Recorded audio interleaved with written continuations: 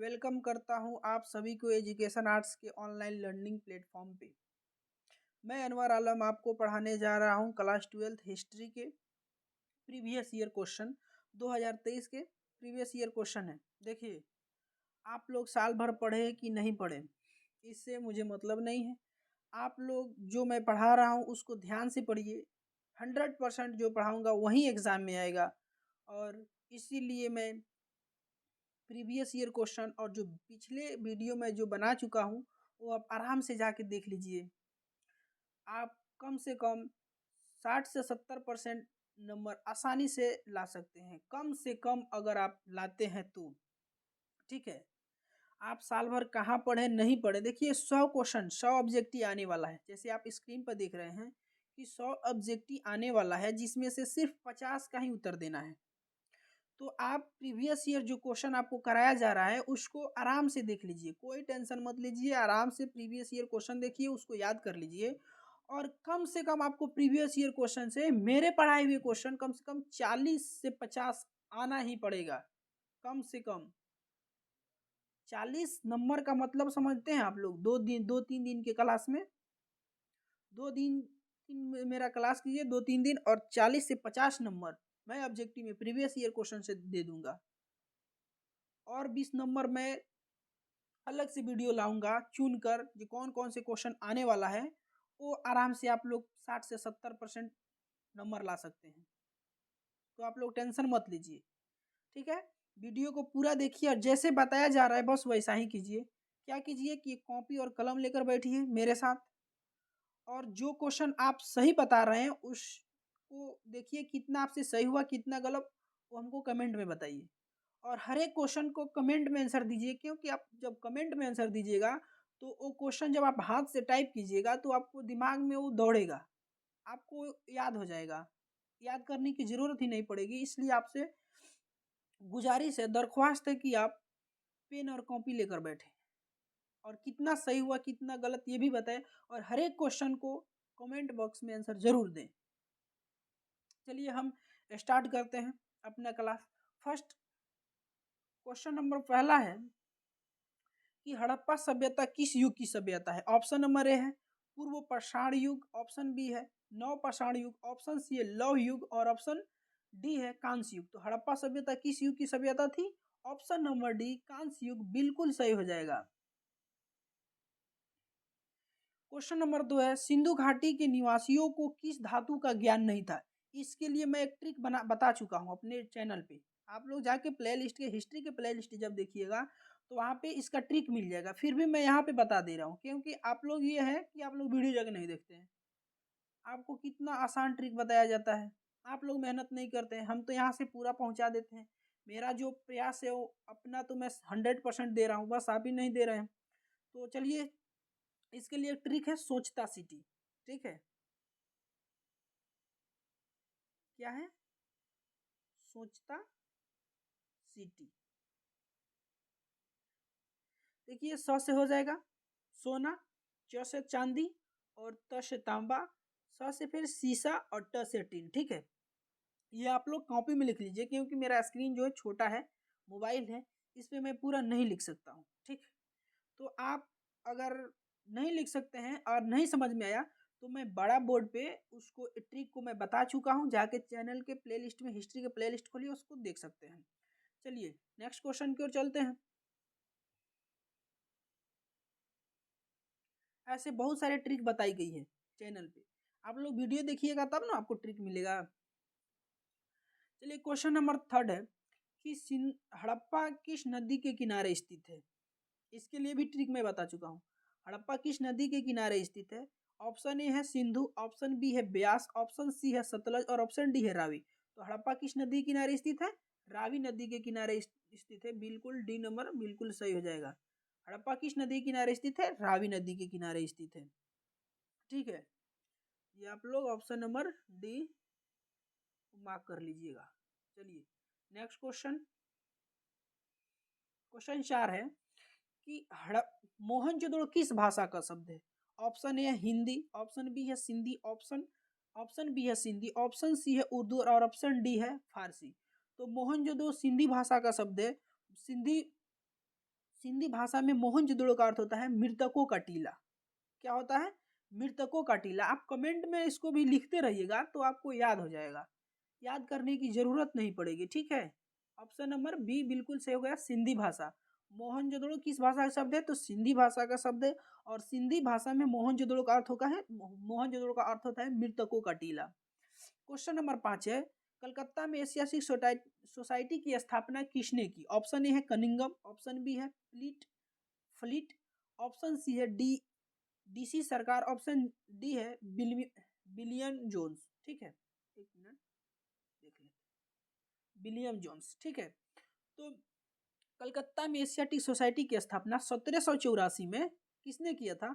Williams zone ने किया था। ऑप्शन नंबर डी बिल्कुल सही हो जाएगा। ठीक, चलिए नेक्स्ट क्वेश्चन की ओर चलते हैं। क्वेश्चन नंबर 6 है, बिंबिसार किस वंश का शासक, किस वंश का राजा था? बिंबिसार किस वंश का राजा था? ऑप्शन ए हर्यक वंश, ऑप्शन बी है शिशुनाग वंश, ऑप्शन सी है नंद वंश, और ऑप्शन डी है इनमें से कोई नहीं। तो बिंबिसार किस वंश के शासक है? तो ऑप्शन नंबर ए बिल्कुल सही हो जाएगा, हर्यक वंश के।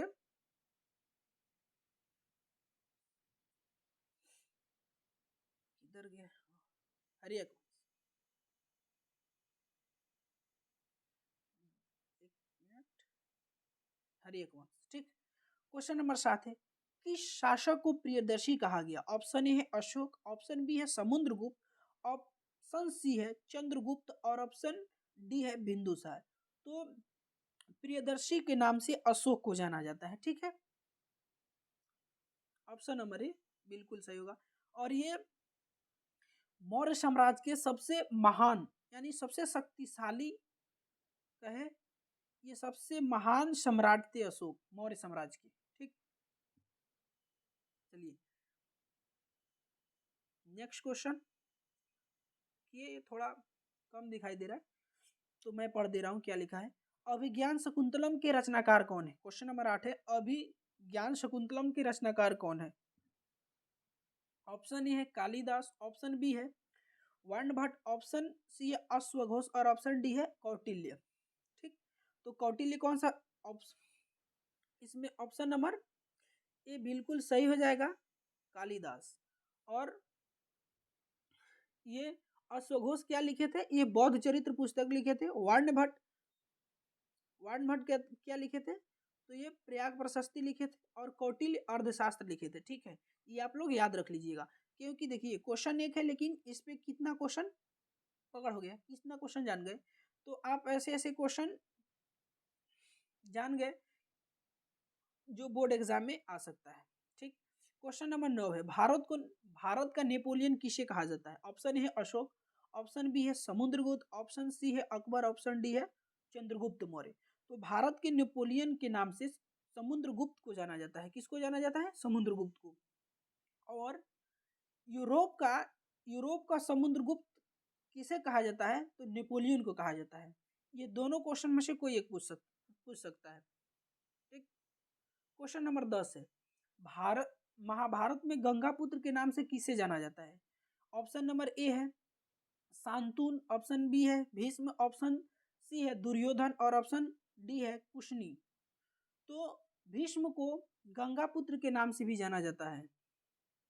ठीक, ऑप्शन नंबर बी बिल्कुल सही होगा, भीष्म को गंगापुत्र के नाम से भी जाना जाता है। क्वेश्चन नंबर 11 है, रहस्य गीता रहस्य किसने लिखा? ऑप्शन ए है व्यास, वेद व्यास, ऑप्शन बी है महात्मा गांधी, ऑप्शन सी है बाल गंगाधर तिलक, और ऑप्शन डी है मदन मोहन मालवीय। तो गीता रहस्य किसने लिखा? बाल गंगाधर तिलक ये लिखे थे। और ये क्यों लिखे थे? तो ये सुधार के लिए लिखे थे। इन्होंने क्या किया? सुधार किया। ठीक है, चलिए क्वेश्चन नंबर 12, घटोत्कच किसका पुत्र था? ऑप्शन ए है युधिष्ठिर, ऑप्शन बी है अर्जुन, ऑप्शन सी है दुर्योधन, और ऑप्शन डी है भीष्म। तो घटोत्कच किसका पुत्र था? तो भीष्म का पुत्र था। ठीक है, जस्ट सेकेंड। ठीक, भीष्म का पुत्र था। इनकी विवाह एक राक्षसनी से होती है, ठीक है, और उनसे क्या होता है, घटोत्कच उनका पुत्र होता है, भीष्म का। क्वेश्चन नंबर 13 है, प्रथम बौद्ध संगीति कहाँ हुई थी? ऑप्शन ए है राजगृह, ऑप्शन बी है वैशाली, ऑप्शन सी है पाटलिपुत्र और ऑप्शन डी है कुंडलवन। इसके लिए भी एक ट्रिक मैं बता चुका हूँ, आप लोग जाके चैनल पे देखिएगा, फिर भी मैं यहाँ भी बता दे रहा हूँ, थोड़ा टाइम ही लगेगा ना, तो यहाँ भी बता देता हूँ। इसको मैं पहले मिटा दूँ।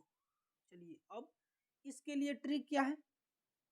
इसके लिए ट्रिक है राबे पाकू, जस्ट सेकेंड,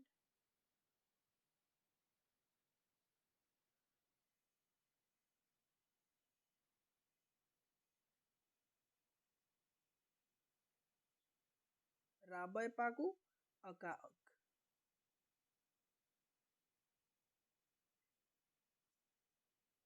ठीक है। ये ट्रिक को समझिए। देखिए, पहला बौद्ध संगीति कहाँ हुआ? राजगिरी। किसके शासनकाल में हुआ? तो अजातशत्रु के। दूसरा कहाँ हुआ? वैशाली में। किसके शासनकाल में? तो कालाशोक के समय में। तीसरा बौद्ध संगीति पाटलिपुत्र, किसके समय में? अशोक के समय में। और चौथा बौद्ध संगीति कुंडलवन में। और किसके समय में हुआ? तो कनिष्क के। ये ऊपर वाले हो गया जगह का नाम, जगह के लिए ट्रिक हो गया, कहाँ पर हुआ।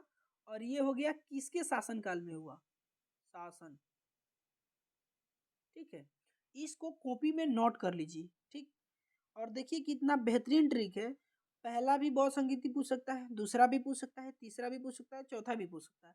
ये भी पूछ सकता है कि किसके समय, किसके शासनकाल में हुआ, या ये भी पूछ सकता है कि कहाँ पर हुआ, ठीक है। तो ये आप लोग याद कर लीजिए कि कितना आसान ट्रिक है। याद करने के लिए भी राबे पाकू अकाक, क्या है? राबे पाकू किस जगह पर हुआ? तो राबे पाकू ट्रिक है। और किसके शासन काल में हुआ? तो अकाक ट्रिक है। राबे पाकू एक बार फिर से देख लीजिए। राबे पाकू हो गया, पहला हो गया राजगिरी, दूसरा वैशाली, तीसरा पाटलिपुत्र, चौथा कुंडलवन। किसके समय में हुआ? तो पहला हुआ अजातशत्रु, उसके बाद हुआ कलाशोक, उसके बाद हुआ अशोक और उसके बाद हुआ कनिष्क। चलिए नेक्स्ट क्वेश्चन की ओर चलते हैं। तो इसमें इसमें आंसर क्या होगा? प्रथम बौद्ध संगीति कहाँ हुई? राजगिरी में हुई। और कमेंट में अब आप बताइए कि ये किसके शासनकाल में हुई। अब इतना बेहतरीन ट्रिक जानने के बावजूद अगर आप इस क्वेश्चन का आंसर नहीं देते हैं तो क्या ही बात किया जाए, क्या ही बात किया जाए आपसे, ठीक। और सबसे पहले वीडियो को स्किप नहीं कीजिए, स्किप कीजिएगा तो कहाँ से आपको जानकारी मिलेगी? इतना शानदार शानदार ट्रिक है, जब वीडियो को स्किप कीजिएगा लो तो नहीं मिल सकती है जानकारी। पीछे क्या बोले, आगे क्या बोले, जब ये समझ में नहीं आएगा तो बीच में ट्रिक देख लीजिएगा, कुछ समझ में नहीं आएगा। इसलिए आपसे रिक्वेस्ट है कि वीडियो को स्किप ना करें और पूरा देखें। और जो सही हो रहा है उसको कमेंट में बताइए कि आपका सही कितना हो रहा है, ठीक है। चलिए क्वेश्चन नंबर 14 है, त्रिपिटक किस धर्म से संबंधित है? ऑप्शन ए है बौद्ध धर्म, ऑप्शन बी है शैव धर्म, ऑप्शन बी है, ऑप्शन सी है ब्राह्मण धर्म और ऑप्शन डी है इनमें से कोई नहीं, ठीक है। त्रिपिटक किस धर्म से संबंधित है? तो त्रिपिटक बौद्ध धर्म से संबंधित है। और त्रिपिटक ये होता है, इसमें त्रिपिटक का अर्थ होता है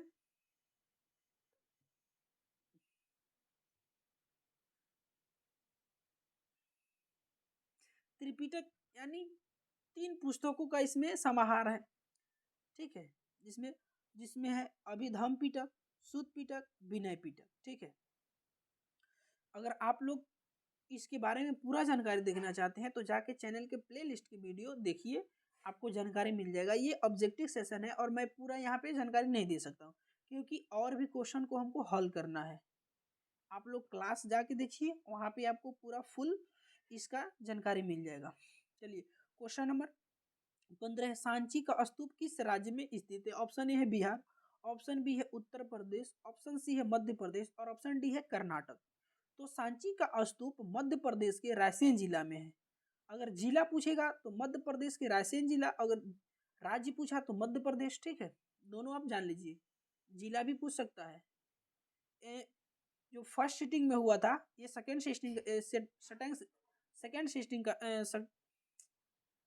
सीटिंग का पेपर है। फर्स्ट सिटिंग में पूछ दिया था तो कि किस जिला में है। ठीक है, तो आप लोग जिला भी देख लीजिएगा, जिला भी बता दिए, रायसेन जिला और राज्य मध्य प्रदेश। ठीक, चलिए क्वेश्चन नंबर 16 की ओर।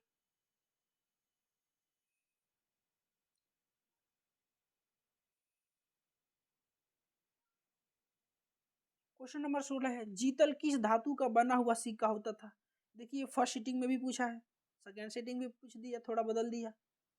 जीतल किस धातु का बना हुआ सिक्का होता था। ऑप्शन ए है सोना, ऑप्शन बी है चांदी, ऑप्शन सी है तांबा और ऑप्शन डी है लोहा। तो जीतल किस धातु का होता था, तो तांबा। ऑप्शन नंबर सी बिल्कुल सही है।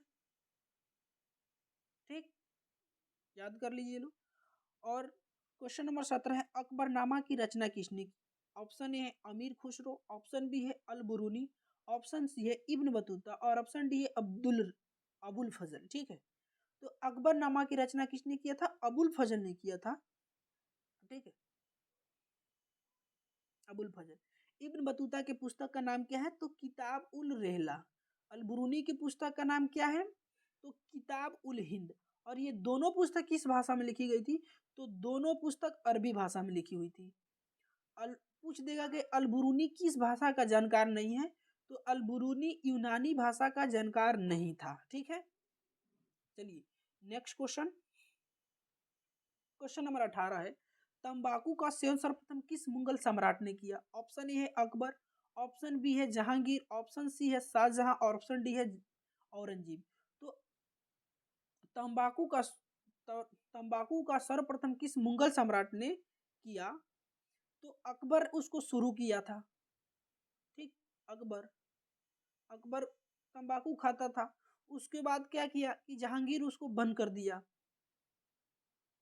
जहांगीर के शासनकाल जब जहांगीर अपना शासन जब संभाला तो उसको बंद कर दिया और ये दारू पीना शुरू कर दिया।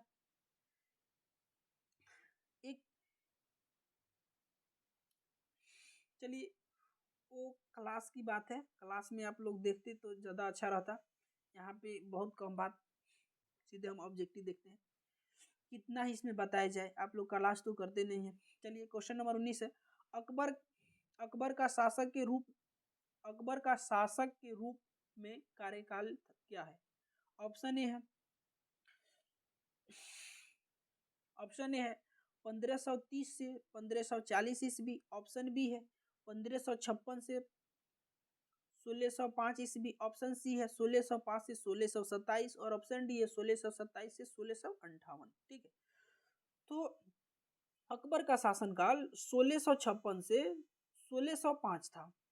ठीक, और जहांगीर का कमेंट में आप बताइएगा, क्योंकि मैं इसके पिछले नेक्स्ट वीडियो में जहांगीर का शासनकाल बता चुका हूँ और जहांगीर के बारे में और भी कुछ बहुत सारी बातें बता चुका हूँ। तो आप इतना बताइए कि जहांगीर का शासनकाल क्या था। ठीक है, चलिए नेक्स्ट क्वेश्चन। क्वेश्चन नंबर 20 है, हल्दी घाटी का युद्ध कब लड़ा गया था। ऑप्शन ए है 1668, ऑप्शन बी है ऑप्शन ए है 1568, ऑप्शन बी है 1572, ऑप्शन सी है 1576 और ऑप्शन डी है 1597। ठीक, ऑप्शन बी है, जस्ट सेकेंड, तो इसमें 20 का ऑप्शन नंबर सी 1576 बिल्कुल सही हो जाएगा। हल्दी घाटी की युद्ध 1576 में लड़ा गया था। ठीक, क्वेश्चन नंबर 21 है, दीने इलाही संबंधित है। ऑप्शन ए बाबर से, ऑप्शन बी है हुमायूं से, ऑप्शन सी है अकबर से और ऑप्शन डी है औरंगजेब से। तो दीने इलाही अकबर ने चालू किया था कब, तो 1582 में। कब किया था, ये भी याद कर लीजिए, ये भी पूछता है। 1582 ईस्वी में किया था दीने इलाही की शुरुआत। ठीक है, और इसको मानने वाला प्रथम कौन था, तो बीरबल। बीरबल दीने इलाही को मानने वाला पहला और अंतिम व्यक्ति था। ठीक, क्वेश्चन नंबर 22 की ओर चलते हैं। क्वेश्चन नंबर 22 है, भारत का अंतिम मुगल शासक कौन था।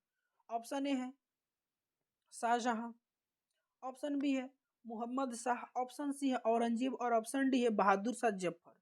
बहादुर शाह जफर प्रथम भी है और बहादुर शाह जफर द्वितीय भी है। तो आप जब बहादुर शाह जफर अगर लिखा रहेगा तो बहादुर शाह जफर में टिक कीजिएगा, अगर बहादुर शाह जफर द्वितीय दिया रहेगा तो प्रथम को न टिक करके द्वितीय को टिक कीजिए, क्योंकि ये अंतिम थे। ठीक, ऑप्शन नंबर डी बिल्कुल सही होगा। चलिए क्वेश्चन नंबर 23 है कि कमल महल कहाँ अवस्थित है। तो कमल महल कहाँ है? ऑप्शन ए है बीजापुर, ऑप्शन बी है हम्पी, ऑप्शन सी है मैसूर और ऑप्शन डी है कोचीपुरम। कमल महल कहाँ है? तो ऑप्शन नंबर बी बिल्कुल सही होगा, हम्पी में है। कमल महल कहाँ है? कर्नाटक में है। ठीक है, वर्तमान में कर्नाटक राज्य में है। ठीक,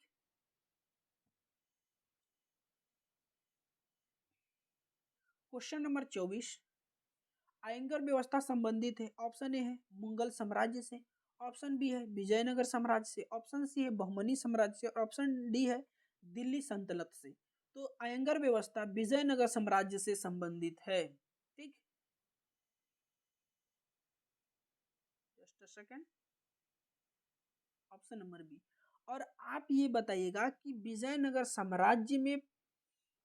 साम्राज्य में यात्रा करने वाला पहला विदेशी यात्री कौन था? उसका नाम कमेंट में जरूर बताइए। अगर आपको नहीं आता है तो किताब में देखिए या कहीं से मालूम कीजिए। इस तरह आपको ये होगा कि वो क्वेश्चन याद हो जाएगा। होमवर्क भी कीजिए, वो आपका ये होमवर्क हो गया। होमवर्क भी कीजिए, लो कमेंट में बताते रहिए लो होमवर्क। होमवर्क भी जो दिया जाता है उसको ईमानदारी से कीजिए लो। ठीक है, ये होमवर्क आपका हो गया। चलिए नेक्स्ट क्वेश्चन, क्वेश्चन नंबर 25 है विजयनगर साम्राज्य में मंदिर के प्रवेश द्वार को क्या कहा जाता था? ऑप्शन ए है विजय द्वार, ऑप्शन बी है हम्पी द्वार, ऑप्शन सी है गोपुरम और ऑप्शन डी है इनमें से कोई नहीं। तो मंदिर के प्रवेश द्वार को क्या कहा जाता था? गोपुरम कहा जाता था। ठीक, गोपुरम कहा जाता था। और कमेंट में ये बताइए आप लोग कि विजयनगर साम्राज्य के सबसे महान शासक कौन थे? चलिए मैं बता देता हूँ। सबसे महान शासक विजयनगर साम्राज्य के कौन से? कृष्णदेवराय थे। कौन थे? कृष्णदेवराय। कृष्णदेवराय। जो आपको जो आपको होमवर्क दिया जा रहा है उसको ईमानदारी पूर्वक कीजिए, यही आपकी भलाई है। उसमें आपका फायदा है, मेरा फायदा नहीं है। ठीक है, चलिए क्वेश्चन नंबर 26 अजमेर में किसकी दरगाह है?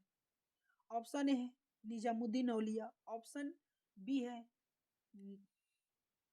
मोइनुद्दीन चिश्ती, ऑप्शन सी है शेख सलीम चिश्ती और ऑप्शन डी है शेख कुतुबुद्दीन बख्तियार काकी। ठीक है, तो अजमेर में किसकी दरगाह है? तो मोइनुद्दीन चिश्ती की है। ऑप्शन नंबर बी बिल्कुल सही है। क्वेश्चन नंबर 27 है कबीर का जन्म कब हुआ? ऑप्शन नंबर ए है 325, ऑप्शन बी है 425, ऑप्शन सी है 475 और ऑप्शन डी है 525। ठीक है, तो बहुत इसको मैं देखा हूँ, बहुत बुक में 398 दिया है। ठीक है, 1398 दिया है। और इनका जन्म कहाँ हुआ था? कबीर का जन्म वाराणसी में, ठीक है, जिसको काशी के नाम से भी जाना जाता है। उनका जन्म 1398 ईस्वी में हुआ था, लेकिन 1398 ईस्वी में नहीं दिया है। तो इसके सबसे नियरेस्ट ऑप्शन को हम लोग देखेंगे, जो सबसे नियरेस्ट ऑप्शन है। तो 1325 तो नियरेस्ट आंसर नहीं है, बहुत पीछे है। तो हम लोग 1425 में आंसर को मार्क करेंगे। ठीक है, ये क्वेश्चन अगर माने तो गलत। ठीक, इसमें 1398 होगा, आप गूगल कर लीजिए या कोई किताब में देख लीजिए। 1398 ही दिया है कबीर का जन्म। और इनका जन्म कहाँ हुआ था? उत्तर प्रदेश के काशी काशी कहिए या बनारस कहिए में हुआ था इनका जन्म। चलिए क्वेश्चन नंबर 28 है रामानंद के गुरु कौन थे? तो ऑप्शन नंबर है राघवानंद, बी है सुखानंद, ऑप्शन सी है कबीर और ऑप्शन डी है आशानंद। ठीक है, तो रामानंद के गुरु कौन थे? राघवानंद थे। ऑप्शन नंबर ए बिल्कुल सही है। ठीक, चलिए क्वेश्चन नंबर 29 है, बीजक में किसके उपदेश संग्रहित है? ऑप्शन ए है कबीर, ऑप्शन बी है गुरु नानक और ऑप्शन सी है चैतन्य और ऑप्शन डी है रामानंद। देखिए ये दोनों, ये जो 29 नंबर क्वेश्चन है ये फर्स्ट सीटिंग में आया हुआ था और सेकंड सीटिंग में भी पूछा है, तो इसलिए आपको कहा जाता है कि प्रीवियस ईयर क्वेश्चन कीजिए। जो प्रीवियस ईयर क्वेश्चन कराया जा रहा है उसको कीजिए, आप लोग करते नहीं हैं। आप लोग प्रीवियस ईयर क्वेश्चन करते हैं तो इसके बहुत सारे फायदे हैं। एक तो आपके रिजल्ट में इम्प्रूव होगा, दूसरा कि आपको नॉलेज बढ़ेगा। आप लोग तो शॉर्ट वीडियो के चक्कर में पड़े हैं, क्लास करेंगे नहीं। ठीक है, तो ऑप्शन नंबर ए बिल्कुल सही होगा, कबीर। बीजक में किसके उपदेश संग्रहित थे? कबीर दास के। ठीक है, चलिए क्वेश्चन नंबर 30 है, इब्न बतूता की पुस्तक का नाम क्या है? देखिए मैं ऊपर बता चुका हूँ और ये फर्स्ट सीटिंग में भी पूछा है, सेकंड सीटिंग में भी पूछ लिया। तो इब्न बतूता की पुस्तक का नाम क्या है? ऑप्शन ए है इंडिका, ऑप्शन बी है Tahqiq e Hind, option number C है किताब उल रहला और ऑप्शन डी है travel in the Mughal empire. ठीक है, तो इंडिका किसका पुस्तक है? मेगास्थनीज का है। तहकीक ए हिंद किसका है? तो ये अलबरूनी का है। और ये travel in the Mughal empire किसका है? तो ये फ्रांसवा बर्नियर का है। तो इसमें ऑप्शन नंबर सी बिल्कुल सही होगा। देखिए ये क्वेश्चन में मैं कितना क्वेश्चन आपको हल कर दिया। ये तीन तीन बुक का आपको नॉलेज हो गया कि कौन पुस्तक कौन लिखा। ठीक, तो इसलिए कहा जाता है कि प्रीवियस ईयर क्वेश्चन कीजिए। हाँ एक बात और, अगर आपको अच्छा लग रहा है, वीडियो अच्छा लग रहा है तो चैनल को सब्सक्राइब करें, वीडियो को लाइक करें और अपने दोस्तों तक जरूर शेयर करें। आप लोग कंजूसी करते हैं, हम आपके लिए इतना मेहनत कर रहे हैं तो आप लोग भी तो कुछ कीजिए। ऐसे कोई नहीं पढ़ाएगा फ्री में। और एक बात और, जो जो आपके छोटे भाई बहन या रिश्तेदार कोई भी हो जो 2025 में बोर्ड एग्जाम देने वाला है, उनके लिए निःशुल्क शिक्षा की व्यवस्था यहाँ पे है। उनको भी ये वीडियो शेयर कीजिए ताकि वो 2025 की तैयारी पूरे विस्तृत ढंग से कर सके। एक भी पैसा नहीं लिया जाएगा उन लोगों से, विस्तृत ढंग से उनको पढ़ाया जाएगा, चैप्टर वाइज उनको टेस्ट भी लिया जाएगा। ठीक है, तो आप लोग इस वीडियो को शेयर जरूर कीजिए। तो इसमें कौन सा आंसर हो जाएगा?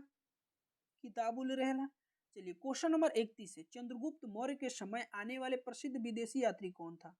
Option A Megasthenes, option B है अलबुरुनी और ऑप्शन सी है मार्को पोलो और ऑप्शन डी है फ्रांसवा बर्नियर। ठीक, ऑप्शन डी है फ्रांसवा बर्नियर।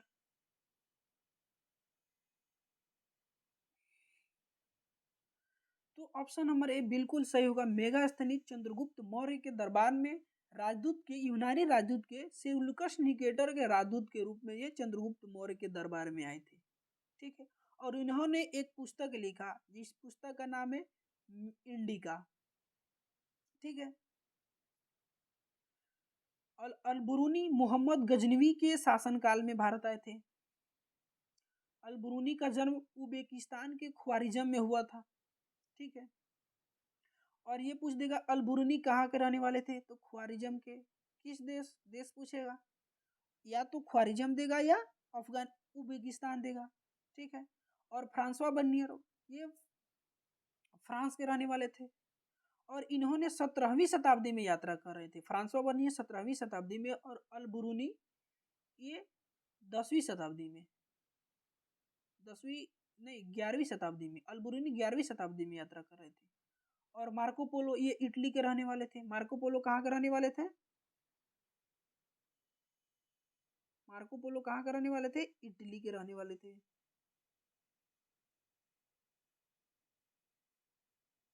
ठीक है, मार्को पोलो कहाँ के रहने वाले थे? इटली के। अलबरूनी कहाँ के रहने वाले थे?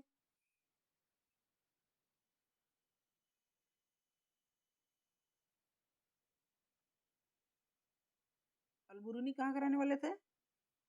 तो ख्वारिज़म के।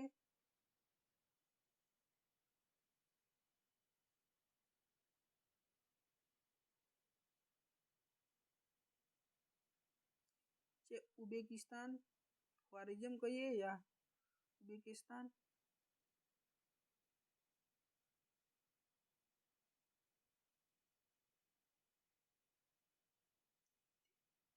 फ्रांस और बर्लिन कहाँ के रहने वाले थे? फ्रांस के।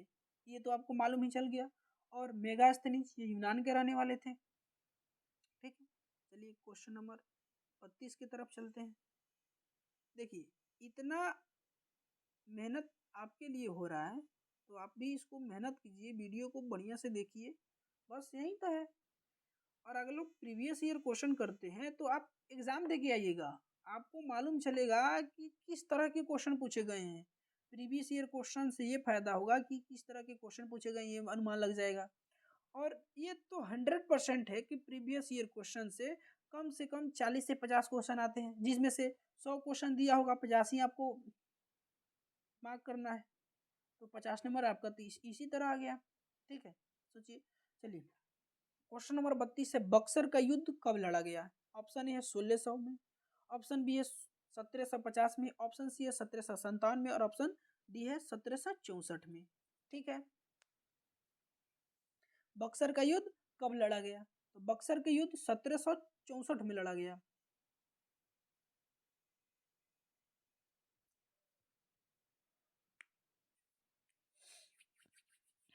चलिए क्वेश्चन नंबर 33, अस्थाई बंदोबस्त कब लागू किया गया था? ऑप्शन ए है 1777, ऑप्शन बी है 1792, ऑप्शन सी है 1793 और ऑप्शन डी है 1820। अस्थाई बंदोबस्त कब लागू किया गया था?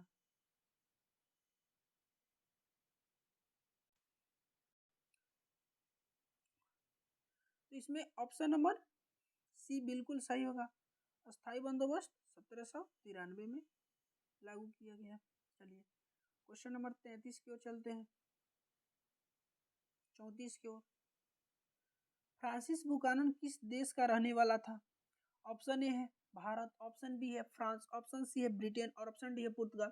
फ्रांसिस बुकानन, ये तो नाम से ही मालूम चल रहा है कि फ्रांसिस बुकानन फ्रांस का रहने वाला था, नाम से ही मालूम चल रहा है।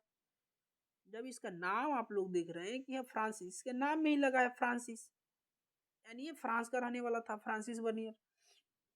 क्वेश्चन नंबर 35 है, कर्नवालिस कोड कब बना? ऑप्शन ए 1775, ऑप्शन बी है 1793, ऑप्शन सी है 1797 और ऑप्शन डी है 1805। तो कर्नवालिस कोड 1793 में बना। ठीक, चलिए नेक्स्ट क्वेश्चन।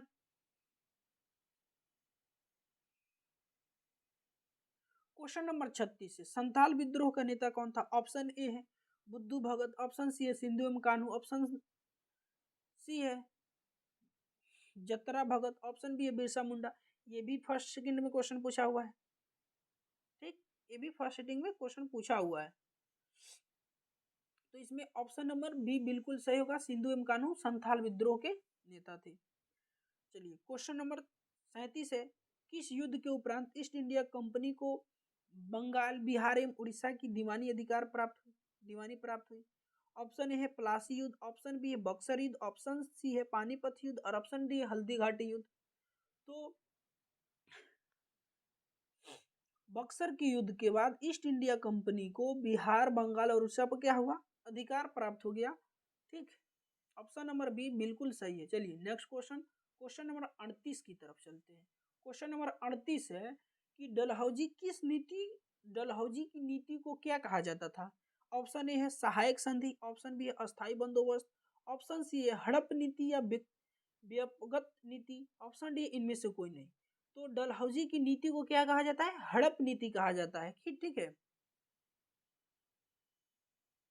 हड़प नीति कहा जाता है। क्वेश्चन नंबर 39 है, भारत आने वाले प्रथम यूरोपियन कौन थे? पुर्तगाली, ऑप्शन बी है ब्रिटिश, ऑप्शन सी है डच और ऑप्शन डी है फ्रांसिस। तो भारत आने वाले प्रथम यूरोपीय कौन थे? पुर्तगाली थे। ठीक है, पुर्तगाली थे। और ये कब आए? 1498 में भारत आए। उनका नाम क्या था? Vasco D gamma. ठीक है, चलिए क्वेश्चन नंबर 40, मुगल सम्राट बहादुर शाह जफर को देश निकाला कर कहाँ भेजा गया? ऑप्शन ए है टोक्यो, ऑप्शन बी है बीजापुर, ऑप्शन सी है पेरिस और ऑप्शन डी है रंगून। ठीक है, तो बहादुर शाह जफर द्वितीय को 1857 का सिपाही विद्रोह जो हुआ उसमें इन्होंने नेतृत्व किया, जिनके वजह से अंग्रेजों ने इन पे गुस्सा हुए और इनको गिरफ्तार करके कहाँ भेज दिया, रंगून जेल में भेज दिया। ठीक, रंगून जेल में भेज दिया और इनका मृत्यु वहीं पे हो गया, रंगून जेल में ही। ठीक, क्वेश्चन नंबर 41 है 1857 की क्रांति का पहला विद्रोह कहाँ हुआ? ऑप्शन ए है मेरठ में, ऑप्शन बी है लखनऊ में, ऑप्शन सी है कानपुर में, ऑप्शन डी है दिल्ली में। तो 1857 की क्रांति पहला विद्रोह कहाँ हुआ? मेरठ में हुआ, 10 मई को हुआ था। ठीक, ऑप्शन नंबर ए बिल्कुल सही है, मेरठ में। कब हुआ? 10 मई को हुआ, ये भी याद रखिएगा क्योंकि एग्जैक्ट डेट भी पता पूछ लेता है। ठीक, और ये आपके परीक्षा के लिहाज से नहीं बल्कि आपके कोई भी सरकारी एग्जाम देते हैं उसके लिए भी ये बहुत बहुत महत्वपूर्ण क्वेश्चन है। आप बिहार दरोगा के दीजिए, चाहे बिहार एसआई के दीजिए, चाहे बिहार पुलिस के दीजिए, इस सब में क्वेश्चन आता है ये सब। ठीक, तो उसके लिए भी आपके महत्वपूर्ण है। चलिए क्वेश्चन नंबर 42 है पटना में 1857 की क्रांति का नेतृत्व किसने किया? ऑप्शन ए है वीर कुंवर सिंह, ऑप्शन बी है पीर अली, ऑप्शन सी है अमर सिंह और ऑप्शन डी है वाजिद अली। तो पटना में 1857 का क्रांति का नेतृत्व पीर सिंह पीर पीर अली ने किया था। कौन किए थे? पीर अली ने किए थे। ऑप्शन नंबर बी, पीर सिंह बोल दिए हम, पीर अली होगा। ठीक है, चलिए क्वेश्चन नंबर 43 है 1857 की क्रांति कब आरंभ हुई? देखिए क्वेश्चन पूछ दिया तो मैं बता चुका हूं 1857 की क्रांति 10 मई 1857 को आरंभ हुई। ऑप्शन नंबर ए बिल्कुल सही होगा। और कहाँ हुई? तो मेरठ में हुई। मेरठ कहाँ है ये आप कमेंट में बताइएगा। ठीक, मेरठ कहाँ है ये कमेंट में जरूर बताइए, या आप गूगल कीजिए या बुक का सहारा लीजिए, लेकिन कहीं से ना कहीं से कीजिए। ये होगा जब आपको कोई होमवर्क मिलता है उसको आप ढूंढने की कोशिश करते हैं तो आपके दिमाग में बैठ जाएगा और जब वो क्वेश्चन आएगा एग्जाम में तो आप उसको फोड़ डालिएगा। ठीक, इसलिए आप लोगों को होमवर्क दिया जाता है, बस होमवर्क देने का दूसरा कोई मकसद है नहीं। क्वेश्चन नंबर 44 है आज हम लोग 85 करेंगे। ठीक है, क्योंकि बहुत ज़्यादा समय लग रहा है तो आज हम लोग 85 क्वेश्चन को देखेंगे, 50 क्वेश्चन अगले दिन देखेंगे। ठीक है, क्वेश्चन नंबर 44 है। और एक बात कि वीडियो अगर आपको अच्छा लग रहा है तो वीडियो को लाइक करें, चैनल को सब्सक्राइब करें और अपने दोस्तों तक जरूर शेयर करें ताकि वो इस वीडियो से वंचित न रह जाएं। ठीक, क्वेश्चन नंबर 44 है कलकत्ता में अंग्रेजों की किलेबंद बस्ती का नाम क्या था? ऑप्शन ए है, चलिए ऑप्शन आप लोग देख लीजिएगा, हम डायरेक्ट आंसर ही बता देते हैं। ठीक है, तो क्या था? तो Fort William. Option number C बिल्कुल सही है। ठीक, ऑप्शन नंबर सी बिल्कुल सही है क्योंकि अब ज़्यादा समय हो गया और हम डायरेक्ट क्या करते हैं, आंसर ही बता देते हैं। ठीक है, और आप लोग कमेंट में बताइएगा, पूरे के पूरे क्वेश्चन को कमेंट में बताइएगा, टाइप कीजिएगा हाथ से, आपको याद हो जाएगा भाई, आपको याद नहीं करना पड़ेगा, कॉपी में लिखिए कितना सही हुआ कितना गलत हुआ कमेंट में बताइए, इस तरह से आपको याद हो जाएगा। याद करने का एक और आसान तरीका ये है। ठीक, ये क्वेश्चन नंबर 45 है अखिल भारतीय स्तर पर पहली जनगणना कब की गई थी? तो पहली बार जनगणना कब की गई थी? 1872 में की गई थी। ठीक, चलिए क्वेश्चन नंबर 46 की तरफ। क्वेश्चन नंबर 46 से भारत में पहली रेल किन स्टेशनों के मध्य चली थी? तो पहली बार रेल 1853 में मुंबई से थाने के बीच चली थी। ठीक, ऑप्शन नंबर बी बिल्कुल सही होगा। कब चली थी? तो 1853 में, ये भी डेट भी याद रख लीजिएगा, 1853 में चली थी। ठीक, और पहली बार विश्व में पहली बार कहाँ चली थी? तो ब्रिटेन में रेल चली थी। और कब चली थी? तो 1825 में चली थी। ठीक, ये भी याद कर लीजिएगा। चलिए क्वेश्चन नंबर 47 है चोल इमारतें किस शहर की विशेषता थी? ऑप्शन नंबर ए है दिल्ली, ऑप्शन नंबर बी है मुंबई, ऑप्शन सी है कलकत्ता, ऑप्शन डी है मद्रास। तो ऑप्शन नंबर बी बिल्कुल सही होगा। चोल इमारतें कहाँ की? मुंबई की विशेषता थी, मुंबई शहर। ठीक। क्वेश्चन नंबर 48 आज का, चिपको आंदोलन कब आरंभ हुआ? चिपको आंदोलन, सॉरी खिलाफत आंदोलन कब आरंभ हुआ? तो ये 1919 में हुआ। कब हुआ? 1919 में हुआ। जस्ट अ सेकंड, एक मिनट।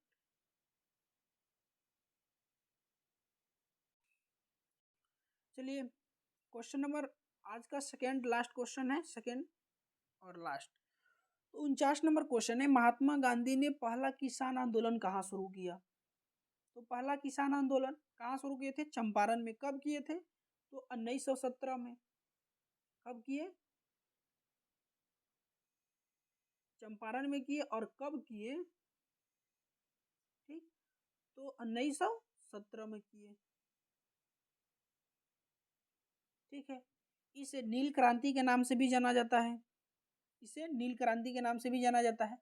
और आप लोग कमेंट में ये बताइए कि महात्मा गांधी दक्षिण अफ्रीका से भारत वापस कब लौटे? यानी दक्षिण अफ्रीका से भारत कब आए? तो कब आए थे? 1915 में आए थे। ठीक है। चलिए आज का लास्ट क्वेश्चन हमारा है क्वेश्चन नंबर 50। निम्नलिखित में कौन सा आंदोलन डांडी मार्च से शुरू हुआ? निम्नलिखित में कौन सा आंदोलन डांडी मार्च से शुरू हुआ? तो डांडी मार्च से कौन सा आंदोलन शुरू हुआ? सविनय अवज्ञा आंदोलन शुरू हुआ। और आप कमेंट में इसको बताइए कि कब शुरू हुआ। हम इसको नेक्स्ट वीडियो में बताएंगे कि कब शुरू हुआ। लेकिन आप अगर जानते हैं तो कमेंट में ज़रूर बताइए। अगर नहीं भी जानते हैं तो आप खोजने की, इसको ढूंढने की कोशिश करें, कहीं भी करें, गूगल करें, कॉपी करें या किताब देखें, लेकिन देखिए इसको ज़रूर कमेंट में टाइप करें ताकि आपको याद हो जाए। और एक बात और कि अगर आपको ये वीडियो अगर अच्छा लगा तो वीडियो को लाइक करें, चैनल को सब्सक्राइब करें। और जो आप पढ़े हैं वो पीडीएफ लेने के लिए हमारे टेलीग्राम चैनल या व्हाट्सएप चैनल में ज्वाइन हो जाए। वहाँ पे आपको ये पीडीएफ आसानी से उपलब्ध हो जाएगा, वहाँ से आप लोग डाउनलोड कर लीजिएगा और उसको देख लीजिएगा। ठीक है। मेरे पढ़ाने का तरीका कैसा लगा ये भी आप ज़रूर बताइए। अगर इसमें कुछ और इम्प्रूव किया जा सकता है, कोई बदलाव हो सकता है इससे भी बढ़िया, तो वो भी बताइए, उसको भी बदलाव किया जाएगा। और एक और ज़रूरी कि अपने दोस्तों तक इसको ज़रूर शेयर करें। जो बच्चे 2025 में एग्ज़ाम देने वाले हैं उनको भी शेयर ज़रूर करें, क्योंकि यहाँ पे बिल्कुल फ्री ऑफ कॉस्ट क्लास कराई जाएगी टेस्ट के साथ। चैप्टर वाइज टेस्ट भी होगा। पहले बुक को पढ़ाया जाएगा चैप्टर को, उसके बाद उसका टेस्ट लिया जाएगा, फिर उसके बाद ही नेक्स्ट चैप्टर को पढ़ाया जाएगा। पहले चैप्टर एक्सप्लेन, उसके बाद फिर टेस्ट, फिर चैप्टर एक्सप्लेन, फिर टेस्ट। ठीक है। तो इसको अगर आपको अच्छा लगा तो ज़रूर चैनल को सब्सक्राइब करें और अपने छोटे भाई बहन के पास इसको शेयर करना ना भूलें। आपसे यही रिक्वेस्ट है। चलिए मिलते हैं फिर मिलते हैं कल नेक्स्ट वीडियो में। ठीक है। तब तक अपना ख्याल रखिए और बढ़िया से पढ़िए और बोर्ड में अच्छा कीजिए। चलिए थैंक यू सो मच।